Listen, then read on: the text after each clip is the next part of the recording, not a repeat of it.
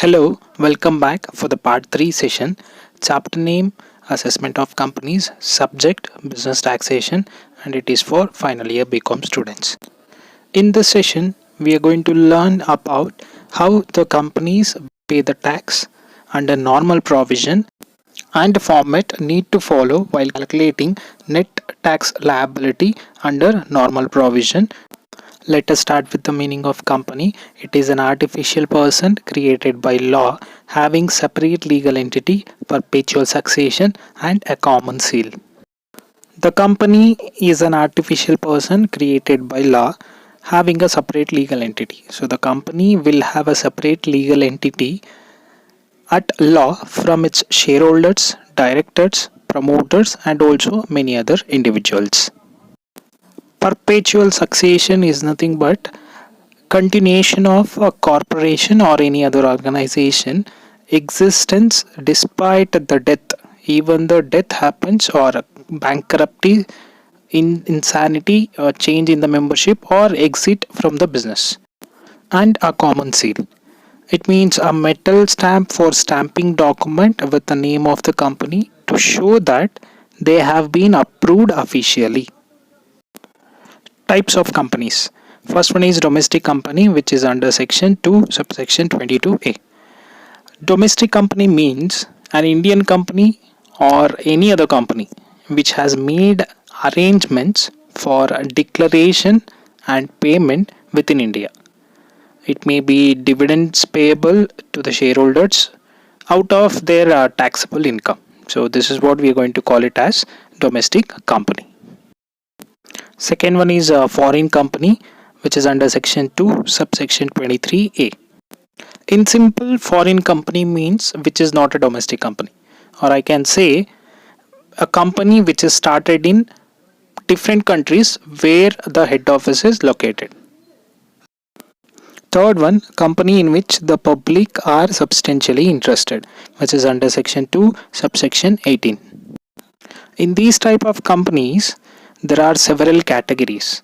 One, I can say a company which is owned by the government. On that shares, 40% of the shares which will be held by the government itself or by the RBI or any other corporations. That is one. And the next one under this category, a company which is having no share capital and which is specified by the CBDT, then that will also include here. Next, if any companies are mutually benefiting with finance company, that will be also categorized in this. Next, if any company wherein 50% of the voting rights which will be held by cooperative societies or any governments or any statutory corporations, which will be also categorized under this company type. Fourth one, investment company. These are the companies which will have mainly activities related to investment. And under taxation, the calculation of gross total income, which will include only three heads under these companies. One, they will have house property. One more, they will have income from capital gains, and one more, they will have income from other sources. Only three categories will be considered under investment company. Next one is widely held company. So under these companies, the public are substantially interested to participate. So those companies will be called as widely held company. Closely held companies are nothing but these are the companies where a public are not substantially interested to participate in these companies. Last one is company registered under section 25 of the Companies Act 1956. These are the companies which are registered for promoting of commerce or arts or science or any religion or any charity or to prohibiting the payment of any dividends to its members. Next, we will start with the format. So you can see the heading computation of tax liability under normal provision for the assessment year 2019-20. So while finding out the tax liability under normal provision for companies, so we use three steps. So step 1, which will be related to taxable income from business. Step 2, which will be related to total income or taxable income. Step 3, which will be related to tax liability under normal provision. Let us start with the step 1, computation of taxable income from business. In the starting, we are going to consider net profit or loss as per the profit and loss account that will be entered on the main column. Then we are supposed to add four informations. One is non-business expenses debited to profit and loss account. So in the profit and loss account table, on the debit side, whatever the expenditure they used to give, on that expenditure we are supposed to consider the non-business related expenditures. That is the first one. Second one, business income not credited to P&L account.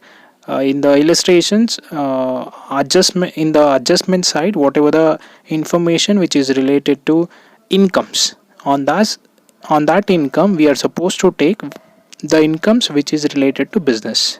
On the third one, overvaluation of opening stock we are supposed to take. On fourth one, undervaluation of closing stock. While doing less, we are supposed to take first one as non-business income credited to P&L account. If in the table of profit and loss account, in the illustration on the credit side, which we will have incomes, on those incomes we are supposed to take non-business related incomes.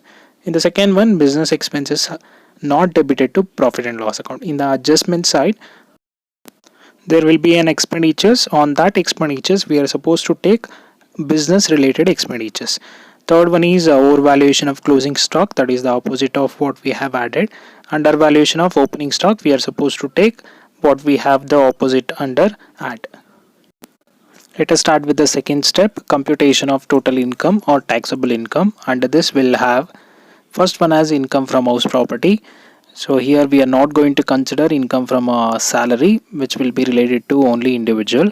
So while calculating for companies or firms, we are going to start with income from house property. Whatever the incomes which is related to house property will be considered here.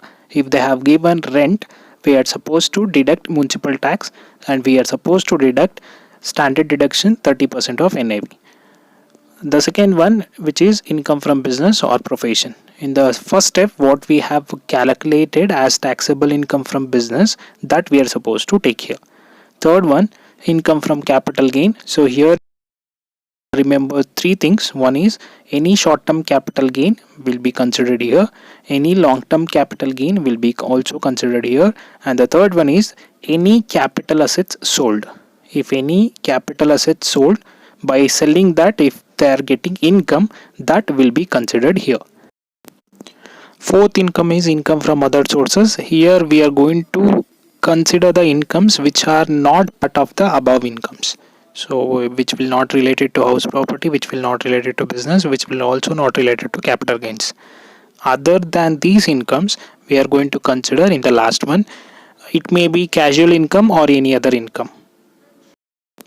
By adding those four total incomes or four heads of income, we are going to get gross total income. After getting gross total income, we are supposed to deduct deductions under section 80G to 80L. So there will be a deduction from the section 80G, which is related to donations. Apart from that, we will have 80I, J, K, L, like that. We will have so many deductions under this. So while solving the illustrations, you are supposed to remember, you need to check whether they have given any donations, and also you need to check whether that donation is eligible for deduction, and also the conditions. So apart from that, for many other deductions, they will mention at least any one information. For donations, we need to verify whether that donation will be eligible to get deductions. So after deducting the deductions, we are going to get the total as total income or taxable income. The third step is a computation of tax liability, which is under normal provisions. First, we are going to calculate tax on short-term capital gain. So tax on short-term capital gain will be 15% on it. Second one, tax on long-term capital gain will be 20% on it. Third one, tax on casual incomes, which will be 30%. So casual incomes will include any incomes which came through like gambling, bettings, lotteries, card games, puzzles, or car races or bike races or any horse races. Through these activities, if they are getting income, that will come under casual incomes. For that, they need to pay 30% of tax. And the fourth one, apart from the above three, apart from the above three, whatever the income they are getting, on that income they are supposed to pay the tax. For that I have given some note. If the turnover is less than 250 crores in the previous year, then we are going to apply 25% of tax for other incomes. If the turnover of that particular company is exceeded 250 crores, then we are going to apply 30% of it. Remember, 25 and 30% will be related to domestic company. If that company is foreign company, we are going to apply 40% for other income. After that, we are supposed to add all the taxes which we have calculated. Then we are going to add surcharge. It may applicable or not. For that, we have a condition. If taxable income which we got in second step, that income exceeds rupees 1 crore, then we are going to apply 7% on the total tax. Then taxable income exceeding 10 crores, if that income exceeds 10 crores, then we are going to apply with 12%. These 7% and 12% will be for domestic companies. If it is foreign company, if it exceeds 1 crore, then we'll apply 2% on it, or if it is exceed 10 crores, then we are going to apply 5% of it. So after that, we are going to do the total. In the last, for the total tax, we are going to add health and education cess, that is 4%. After adding it, we are going to do the total, which is in the name of tax liability under normal provisions. Now let us start with one illustration. Let me read it first. The following profit and loss account of PQR Limited. PQR Limited is a domestic company. For the financial year ending 2018-19, compute its total income. In the illustration, they have asked us to find out total income. And also, let me solve with all the three steps. So, but we have a profit and loss account table. On the debit side, we have provision for tax, rent and taxes, fire insurance, establishment expenses, depreciation, donation and charity, general expenses, reserve for doubtful debts, entertainment, and net profit. On the credit side, gross profit, profit on sale of machinery, interest on securities, dividend received from Indian company. On the additional information, first one is the allowable depreciation as per Income Tax Act, rupees 20,000. Machinery were purchased in August 2017 and sold in March 2019. The third one is donations and charities are paid to recognized charitable institutions. So this illustration will be almost related to assessment of forms. We are going to solve in the same manner, with some information may not be here in the companies, and the tax rates may change, and also some procedure may change. So here in this question, they have asked us to find out total income. Let me solve with all the three steps. The first step, we are supposed to start with the computation of taxable income from business of PQR Limited. I've also mentioned the company name. We are going to start always with the net profit or loss in the profit and loss account. So here in the illustration, we have net profit. Suppose if they have mentioned net loss, we are supposed to reverse it. When we are adding, we are supposed to deduct. What we are going to deduct, we are supposed to add it. In the table, we have net profit amount of rupees 3,43,000. Let me iterate. 3,43,000 is the net profit. Next, we are supposed to add with the first one, which is non-business expenses, which are debited in profit and loss account. For this, we need to check the profit and loss account table on the debit side only. So debit side will contain with the expenditures. On that, we need to list out the expenditure which are not related to business. This is the same procedure we are going to apply in assessment of firms also. That will be also done in the companies. First one is provision for tax, which is the amount of rupees 1,50,000. As I told you, any reserves or any provisions which will not be related to business, so that we can take here provision for tax rupees 1,50,000. Next, we have rent and taxes. Rent and taxes is a business expenditure, and we don't have any adjustment in the additional information. We need to check always the adjustments also. Next, we have fire insurance. It is also related to business. Establishment expenses, it is also related to business. Depreciation, So this depreciation we are supposed to take it as non-business when if they allow that depreciation in the adjustment. So they have also allowed as per IT Act. We are supposed to add 30,000. We are supposed to deduct 20,000 while doing less. Depreciation 30,000. Next we have donation and charity. So donation and charity is not related to business. In adjustment we have one information that donation and charity are paid to a recognized charitable institution. Even if it is paid recognized or not recognized, it will be considered as non-business. Amount of rupees 3,500. Donation and charity 3,500. Next we have general expenses. Here we don't have any adjustment for that.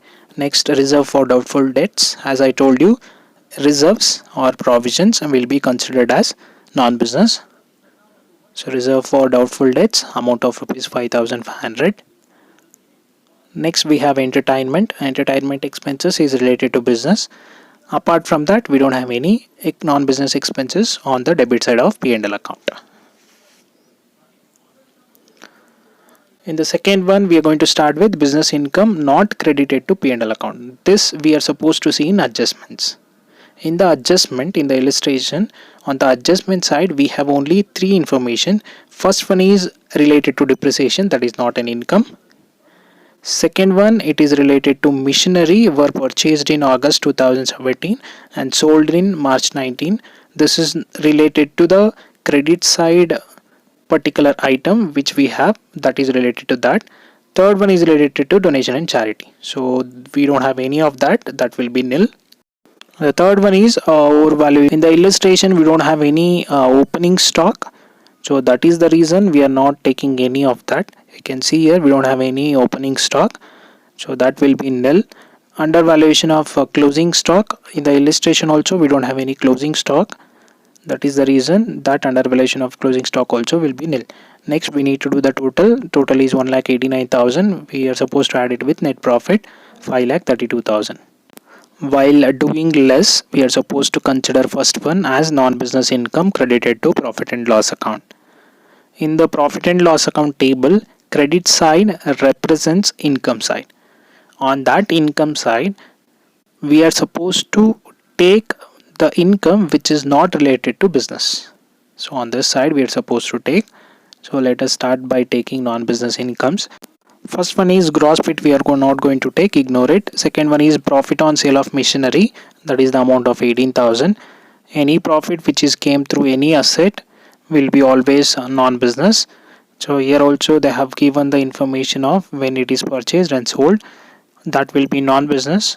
Profit on sale of machinery, which is the amount of rupees 18,000. Next one we have interest on securities. As I told you, any securities, shares, debentures, bonds which will be considered as non-business, which is the amount of rupees 12,500. Interest on securities 12,500. Next we have dividend received from Indian company. So that will be also non-business.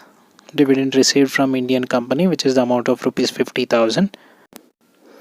Apart from these three incomes on the credit side of the profit and loss account table, we don't have any other incomes to take as non-business. Now we'll go for second one, business expenses not debited to P&L account. For this we are supposed to check the adjustment side. On that we have three. On that adjustment, first one is the allowable depreciation as per IT Act 20,000. Allowable depreciation is considered as business expenditure. So we have one business expenditure which is the amount of rupees 20,000 that we are supposed to deduct.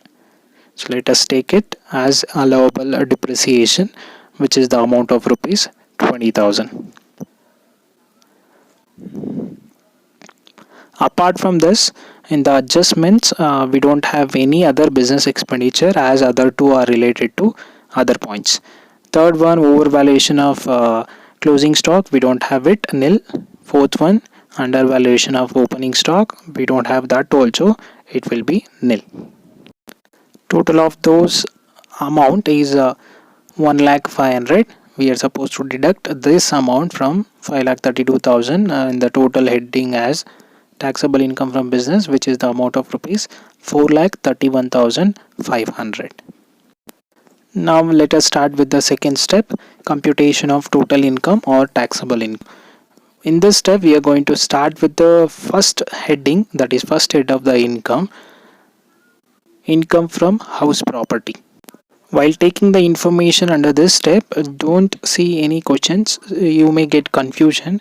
Just remember, you need to see the only step 1 what we have done. So on the step 1 you can see non-business income credit to P&L account. On that side we will have incomes. From those incomes we are supposed to take for the second step. That is enough. All the non-business income will be here. That non-business we are going to consider there. As we know in the illustration, we don't have any incomes which is related to house property. That is the reason it will be nil. Second one is income from a business or profession. In the first step what we have calculated as taxable income from business, that will be the income from business, 4,31,500.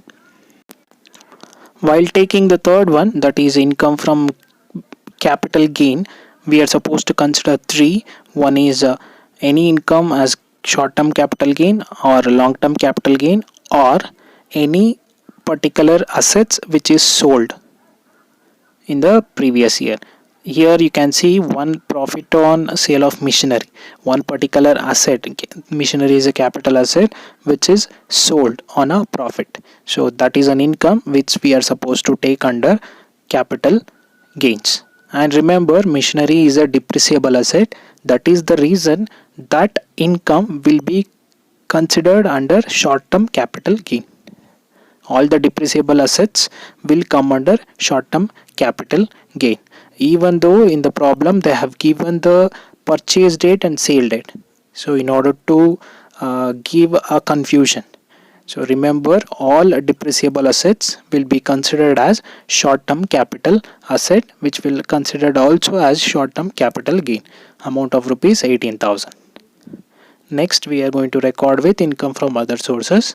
In the first step we have left out with two. One is interest on securities, one more is dividend received from Indian company. So let us take first one, interest on securities, which is the amount of rupees 12,500. This income will not come under any of the head. That is the reason we are considering it under other sources, amount of rupees 12,500. Next we have dividend received from Indian company. As you know, some of the incomes which is received from Indian company or any domestic company, which will be exempted from tax. So that we are supposed to enter here. In case of first step, we are considering that income as only whether it is business or non-business. But in the second step, we are going to consider whether it will be applicable as an income. So this income will not be applicable as income because it is exempted from the tax. So after doing the total of those four, we are going to get a gross total income of rupees 4,62,000. Next we are supposed to deduct deductions under section from 80G to 80L. In order to find out which deduction they have given in the illustration, first always look for donations. In the illustration we have one, donation and charity. If they have given only donation, we can't take it as deduction. They need to give any information. In the adjustment also they have given donation and charities are paid to recognized charitable institution. So it is a recognized charitable institution which they have given as a donation. As I told you, under section 80G you are supposed to remember 7. Apart from that, if they have given any donations, you can easily take 100%.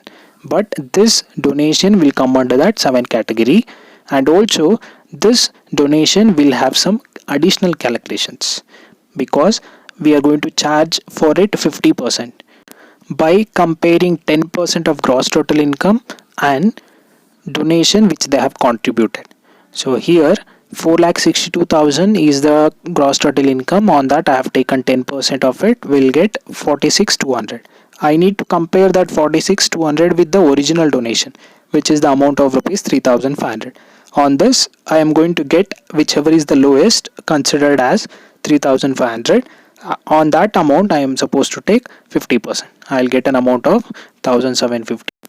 After deducting that deduction 1,750 from 4,62,000, we will get 4,60,250 as total income or taxable income.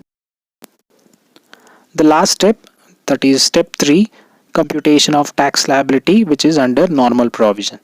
First one under that is tax on short-term capital gain. For this we need to check the step 2. While doing the calculation of step 3, we are supposed to check only step 2. In this, we need to check whether we have any income which is related to short-term capital asset. We have one income that for that income we are supposed to take 15%, which is the amount of 18,000 into 15% will get 2,700. Second one, we need to check whether we have long-term capital gain. In the illustration on the third head, we don't have any long-term capital gain, that will be nil. The third one is tax on casual income. So we are supposed to take 30% on it. On the other income, we have only 2, but we don't have any casual incomes.